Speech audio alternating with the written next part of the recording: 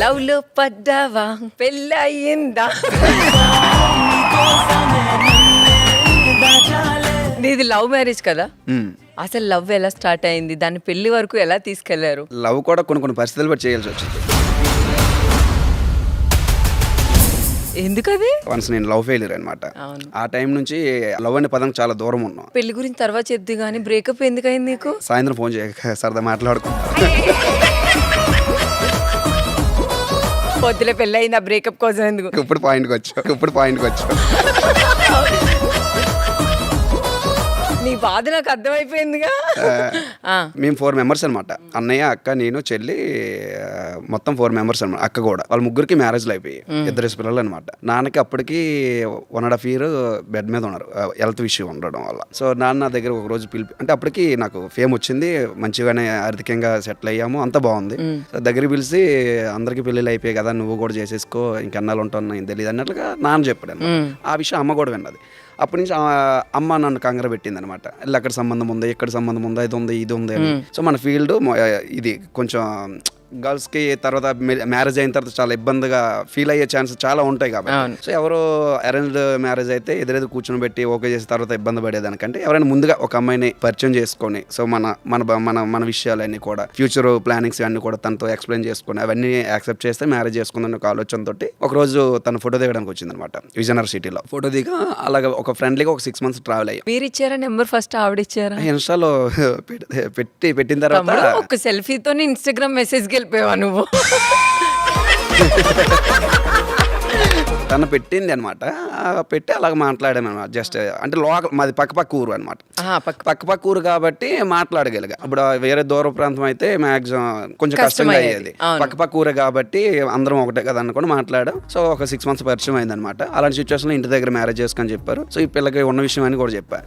So నాకు ఈ భూమికి పరిచయం చేసిన నా తల్లిదండ్రులు ఎంత ఇంపార్టెంట్, సో తల్లిదండ్రులు విడిచిపెట్టి నన్ను నమ్ముకొని వచ్చిన భార్య ఎంత ఇంపార్టెంట్, సో ఇదే ప్రపంచం అనుకొని నేను బ్రతుకుతున్న నా కళ్ళమ్మ తల్లి కూడా నాకు అంత ఇంపార్టెంట్. సో నా జీవితంలో ఈ 3 ఉండాలి, ఏదొద్దన్నా సరే నేను ఉండను. సో కళాకారుడు అనేటప్పుడు కొన్ని సాంగ్స్ చేయాలి, లేకపోతే కొన్ని సీన్స్ చేయాలి. సో అలా చేయకు ఇలా చేయకు అని అంటే మాత్రం నాకు అవసరం లేదు, మ్యారేజ్ కూడా అవసరం లేదు, అవసరం పెళ్లి లేకుండా ఉండిపోతానని చెప్పా. అమ్మాయికి చెప్పాను. అమ్మాయికి అప్పటికి జస్ట్ మ్యారేజ్ చేసుకుంటానని చెప్పాను తప్ప కానీ మ్యారేజ్ అప్పటికి అవ్వలేదు.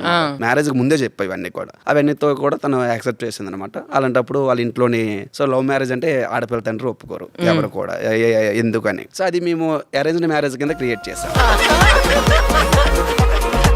దీన్ని కాస్త దాన్ని తిప్పావు. అంటే మాకు పరిచయం లేనట్లుగా.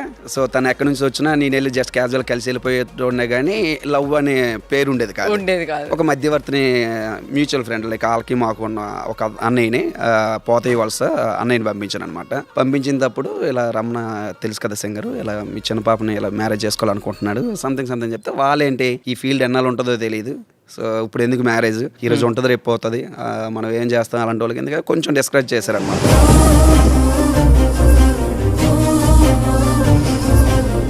సో నేను వాళ్ళకి డైరెక్ట్గా కాంటాక్ట్ అయ్యా. అప్పటికి ఇంటి దగ్గర ఫోర్స్ ఎక్కువ అయిపోతుంది.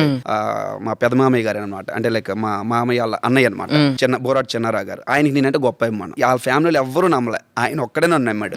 ఫోన్ చేయగానే నీకు ఎందుకు, ఇద్దరు ఇష్టపడ్డారు కదా, నేను చేస్తాలే పెళ్ళి అనేసి చాలా గర్వంగా మంచి భరోసాని ఇచ్చాడు. ఇలాంటి వాళ్ళు అందరి లైఫ్ లో ఉండాలి. అంతా ఓకే అయిపోయింది. ఒక వారం రోజులు టైంలో మళ్ళీ రిజెక్ట్ చేశారు. మా మిస్సెస్ అయితే ఎవరైతే ఉన్నారో వాళ్ళ మామ కొడుక్కి ఉంటాయి కదా, చిన్నప్పటి నుంచి మా కొడుక్కి ఇస్తున్నారు కదా, ఇప్పుడు ఎందుకు ఇవ్వట్లేదు సంథింగ్ అలా గొడవ పెట్టడం అలాగేదో అయ్యిందనమాట. మళ్ళీ నాకు మెంటల్ వచ్చేస్తుంది, ఏం చేయలేము అర్థం కావట్లేదు. ఇంటి దగ్గర ఫోర్స్ అప్పటికి ఒక డీప్ లెవెల్కి వెళ్ళిపోయాం. ఒక అండర్స్టాండింగ్ ఇద్దరికి వచ్చేసింది అనమాట. ఏం చేయలేము అర్థం కాక మళ్ళీ ఆ పెద్ద మామయ్య గారిని మళ్ళీ అడిగి అది ఇది అని చెప్పి, సో మళ్ళీ కట్నాల దగ్గర ఇవి కొన్ని విషయాలు ఉన్నాయి అనమాట. సో అలాంటప్పుడు కట్నాలు లేకపోయినా పర్లేదు, కట్టుబట్టలతో పంపించండి ఏం కాదు,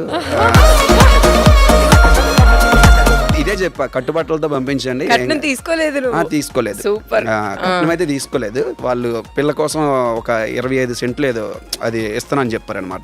అంతే. మొత్తానికైతే మన లవ్ అయితే సెట్ అయింది, చాలా హ్యాపీగా ఉన్నారు. కానీ లవ్ లో ఫెయిల్యూర్ అయ్యే వాళ్ళకి నువ్వు ఎలాంటి సజెషన్స్ ఇస్తావు ఇప్పుడున్న జనరేషన్ కి? ఇక్కడ చెప్పొచ్చో లేదో తెలియదు కానీ కొన్ని ఫెయిల్యూర్స్ సక్సెస్ కూడా తోవదేస్తాయి. లవ్ ఫెయిల్యూర్ అయితే సక్సెస్ కి ఒక రూట్ అంట. రూట్ నిజంగా రూటే. ఒక అమ్మాయి నా దగ్గర ఏదైతే లేదని వదిలేసిందో, నా దగ్గర జాబ్ లేదని లేకపోతే సంథింగ్ కొన్ని రీజన్స్ వల్ల రిజెక్ట్ చేసింది. సో ఏం చేయలేము అర్థం కాని సిచ్యువేషన్ లో ఆ అమ్మాయి ఏదైతే లేదన్నదో అవన్నీ కూడా నేను సాధించడానికి ఆలోచనతో 2018లో ఫెయిల్ అయినా 2024 అక్టోబర్ వరకు నేను కన్నెత్తి ఇంకొక అమ్మాయిని చూడాలి. అంటే ఇంకా అంత ఇంకా నేను గట్టిగా ఫిక్స్ అయినా. ఆ రోజు ఒకవేళ అమ్మాయి ఆ రోజు యాక్సెప్ట్ చేసి ఉంటే అప్పుడే పెళ్లి చేసుకుని ఇంకా అలాగేదో అంటే ఆ కసి ఉండదు కదా, ఉండదు. సో ఆ రోజు అమ్మాయి రిజెక్ట్ చేసింది కాబట్టి లైక్ నా సక్సెస్ కి వన్ ఆఫ్ ది రీజన్ కూడా చెప్పొచ్చు ఆ అమ్మాయి. సో అంటే ఇలాంటి వాళ్ళకి మీరు ఏమని చెప్తారు? ఇట్లా కాదు, ఫ్యూచర్ ఇంకా ఉంది అని చెప్తున్నారు. మరి అంతే కదా. ఇప్పుడు తను ఏదో ఇప్పుడు రిజెక్ట్ చేసిందని ఏదో ఒక బీరు పట్టుకొని అదే లోకం అనుకొని జుత్తులో పెంచేసి అది కరెక్ట్ కాదని నా ఇంటెన్షన్. కొంతమందికి అలా అలా అలా చేసి ఆ ఫీల్డ్ నుంచి బయటకు రావాలని కొంతమంది అనుకుంటారు. సో అలా కూడా నేను కూడా కొంత చేసా. లైక్ డ్రింకింగ్ విషయంలో కూడా తాగేసి ఇంటికి వెళ్ళిపోయింది డైరెక్ట్గా. అమ్మ ఆ రోజు ఏడిచింది అనమాట. ఆ రోజు ఫిక్స్ అయ్యాను అనమాట, అమ్మాయి కోసం చావాలా అమ్మ కోసం బ్రతకాలా అని.